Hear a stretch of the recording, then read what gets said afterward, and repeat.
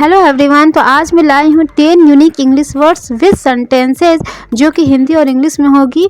और ये हफ्ते में मैं 2-3 वीडियोस ज़रूर पोस्ट करूँगी, तो प्लीज़ आप इस वीडियोस को ज़रूर वॉच करते रहिएगा। ओके, इससे आप नए नए वर्ड्स सीख पाएंगे और सेंटेंसेस भी सीख पाएंगे। तो आपको प्रैक्टिस करने के लिए भी आपको टाइम मिल जाएगा जब 2-3 वीडियोज़ में पोस्ट करूँगी, तो बाकी दिनों में आप प्रैक्टिस ज़रूर कीजिएगा इसकी। Okay, then let's start. Glimpse noun है जो कि जिसका मीनिंग होता है झलक। I had a glimpse of the rainbow, मुझे इंद्रधनुष की एक झलक मिली। I had a glimpse of the rainbow. Okay, she caught a glimpse of the moon, उसने चांद की एक झलक देखी। यहाँ पर हम ये भी बोल सकते हैं she had a glimpse of the moon, उससे चांद की एक झलक देखी या झलक मिली। ओके, तो सी हैड अ का भी यूज़ हो सकता है यहाँ पर, जैसे पहले सेंटेंस में हुआ है। तो she had a glimpse of the moon. Okay, nurture, nurture verb है पालन पोषण करना, nurture. Parents nurture their children with love, माता पिता अपने बच्चों का प्यार से पालन पोषण करते हैं। Parents nurture their children with love, nurture. Okay, teachers nurture good habits in students, शिक्षक छात्रों में अच्छी आदतें विकसित करते हैं। तो विकसित करना हो गया, पालन पोषण करना हो गया, ये होता है नर्चर का मीनिंग। तो यहाँ पर भी ये भी हम सेंटेंस बोल सकते हैं teachers nurture good habits in students, मतलब शिक्षक छात्रों में अच्छी आदतें विकसित करते हैं, उसे पालते हैं पोसते हैं, मतलब विकसित करते हैं। तो teacher nurture good habits in students. Fragile, fragile adjective है जिसका मतलब होता है नाजुक। दिस ग्लास इज़ फ्रेजाइल, यह कांच नाजुक है। This glass is fragile. Handle the fragile items carefully, नाजुक सामान को सावधानी से संभालें। हो सकता है आप किसी शॉप में जा रहे हो, वहाँ पर शीशे की बोटल्स वगैरह हो, ग्लास हो, तो वहाँ पर बोल सकते हैं शॉप जो भी हैं वहाँ शॉप में, तो बोल सकते हैं handle the fragile items carefully sir please, इस तरह से। ओके, आप बच्चों को भी बोल सकते हैं handle the fragile this things carefully, मतलब नाजुक सामान को सावधानी से संभालें। ओके, नेक्स्ट सेंटेंस देखते हैं। फ्रेंड्स, अगर वीडियो पसंद आ रहा है तो प्लीज़ वीडियो को लाइक ज़रूर कीजिएगा, मुझे भी मोटिवेट करिएगा लाइक करके। और जिन्होंने नहीं किया है सब्सक्राइब मेरे इस चैनल को, तो प्लीज़ सब्सक्राइब कर ले। और क्लासरूम इंग्लिश सेंटेंसेस से रिलेटेड मैंने बहुत सारे वीडियोज़ डाले हुए प्लेलिस्ट में, वो आप वॉच कर सकते हैं। तो ये सेंटेंसेस आपके बच्चे हैं, तो ये जो न्यू वर्ड्स मैं ला रही हूँ ना, उसे प्लीज़ आप बच्चों को ज़रूर बोलें, क्योंकि वो नए नए वर्ड सीखेंगे और सेंटेंसेस बोलना सीखेंगे। ओके, हेजिटेट वर्ब हिचकिचाना। Do not hesitate to ask questions, प्रश्न पूछने में हिचकिचाओ मत। Don't hesitate to ask questions. Okay, she hesitated before speaking, वह बोलने से पहले हिचकिचाई। यहाँ हेजिटेटेड है यानी वर्ब का सेकंड फॉर्म है। ओके, तो सी हेजिटेटेड बिफोर स्पीकिंग, वह बोलने से पहले हिचकिचाई, ये सिंपल पास्ट टेंस है, इसलिए यहाँ पर हेजिटेटेड ईडी लग गया है, डी लग गया है इसमें। So, यहाँ पर हो गया she hesitated before speaking. Curious, curious is adjective, तो जिज्ञासु होता है जिसका मीनिंग जिज्ञासु। The child is curious to learn, बच्चा सीखने के लिए जिज्ञासु है। The child is curious to learn. I am curious about science, मुझे विज्ञान के बारे में जानने की जिज्ञासा है। I am curious about science.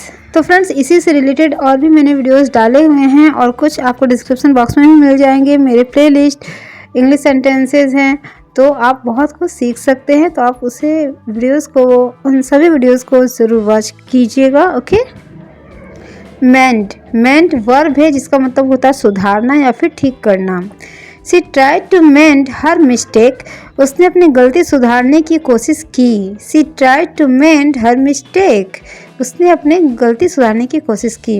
यहाँ पे देखिए, यहाँ पे ट्राई है, ट्राई का क्या हो गया है, ट्राइड हो गया है, यानी कि सिंपल पास्ट टेंस है, वर्ब का सेकंड फॉर्म ट्राइड हुआ है। Okay, she tried to mend her mistake. उसने अपनी गलती सुधारने की कोशिश की। He mended the broken toy। यहाँ पर जो है, यहाँ पर mend आया फर्स्ट सेंटेंस में और try में हो गया आपको D यानी वर्ब का सेकंड फॉर्म। लेकिन इस सेंटेंस में क्या है, he mended the broken toy। mended में ही, mend में ही वर्ब का सेकंड फॉर्म लग गया है जो कि सिंपल पास्ट टेंस को बता रहा है। तो उसने टूटे हुए खिलौनों को ठीक किया। He mended the broken toy। उसने टूटे हुए खिलौनों को ठीक किया। टूटे हुए, इस वजह से यहाँ पर ब्रोकन का यूज हुआ है। ब्रोकन वर्ड यूज हुआ है। जेंटल एडजेक्टिव है जिसका मतलब होता है कोमल या फिर नम्र।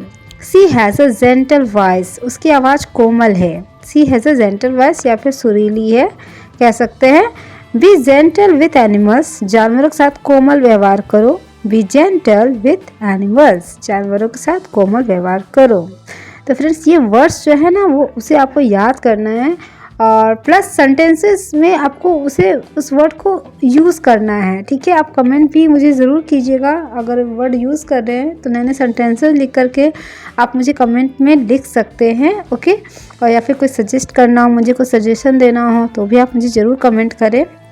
ओके, तो आप इस तरह से वर्ड यूज़ करके सेंटेंसेस बोलिए और लाउडली बोलिए।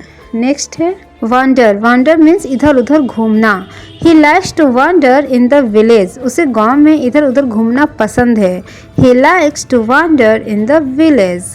Don't wander alone at night, रात में अकेले इधर उधर मत घूमो। Do not wander alone at night, alone means अकेले, तो रात में अकेले इधर उधर मत घूमो। एडमायर मीन्स प्रशंसा करना। आई एडमायर माई टीचर, मैं अपने शिक्षक की प्रशंसा करता हूँ। आई एडमायर माई टीचर मतलब किसी की प्रशंसा करना, बड़ाई करना, ये हो गया। वी एडमायर ऑनेस्ट पीपल, हम ईमानदार लोगों की प्रशंसा करते हैं। We admire honest people. तो फ्रेंड्स प्लीज़ रिक्वेस्ट है, वीडियो पसंद आ रहा है तो प्लीज़ वीडियो को लाइक ज़रूर कर लीजिएगा और मेरे चैनल को भी सब्सक्राइब कर लीजिएगा जिन्होंने नहीं किया है। रेस्क्यू मतलब बचाना जो कि वर्ब है। The fireman rescued the child, दमकल कर्मी ने बच्चे को बचाया। The fireman rescued the child. Okay, they rescued the dog from the river, उन्होंने कुत्ते को नदी से बचाया। They rescued the dog from the river, उन्होंने कुत्ते को नदी से बचाया। तो रेस्क्यू मतलब क्या हो गया, रेस्क्यू मतलब होता है बचाना। तो आपको इन सब वर्ड्स को जो है वो एकदम मन में याद कर लेना है, बिठा लेना है और उसे इन सेंटेंसेस को लाउडली बोलना है फ्रेंड्स, ताकि आप लोग को ना ये अच्छे से आ जाए। लाउडली बोलने से क्या होता है ना कि आपकी हैबिट बनती है धीरे धीरे।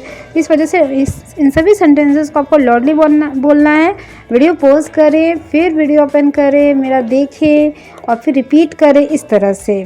तो आपको फिर वैसे ही लाउडली बोलते जाना है और हेजिटेट नहीं करना है। प्रैक्टिस करते रहिए घर पर, किसी से भी अपने आईने के सामने खड़े होकर या फिर किसी से भी इसी तरह से इंग्लिश में बात करते रहिए, खुद से बातें करते रहिए। अभी हैबिट बनानी है तो प्लीज़ ये सब करना बहुत ज़रूरी है। गलतियाँ होती रहेंगी, कोई बात नहीं, गलतियों पर ध्यान नहीं देना है, बस प्रैक्टिस करते रहना है।